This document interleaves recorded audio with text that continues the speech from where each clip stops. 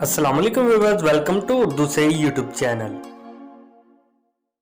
नाम है साइदा। इंग्लिश में इसके स्पेलिंग बनते हैं SAJIDA। जिन्स लड़की है, ज़बान है अरबी और इसका मज़हब है मुस्लिम। मायनी है सईदा करने वाली। तफसील है साइदा तबस्सुम। साइदा नाम का शुमार लड़कियों के नामों में होता है। साइदा नाम की इब्तदाई तारीख अरबी ज़बान से निकलती है। साइदा नाम का अफराद के लिए खुशकिस्मत नंबर 1 माना जाता है। साइदा नाम का मतलब सईदा करने वाली है, जबकि खुशकिस्मत दिनों में जुम्मा और हफ्ता शामिल है। खुशकिस्मत वाले धातों में हिस्सों के हिसाब से लोहा शामिल है। साइदा नाम के अफराद के लिए मुवाफिक रंगों में नीला और काला रंग शामिल है। साइदा नाम के अफराद के लिए मुवाफिक पत्थरों में नीलम शामिल है। साइदा नाम में 6 हरूफ है और ये एक लफ्ज बनता है।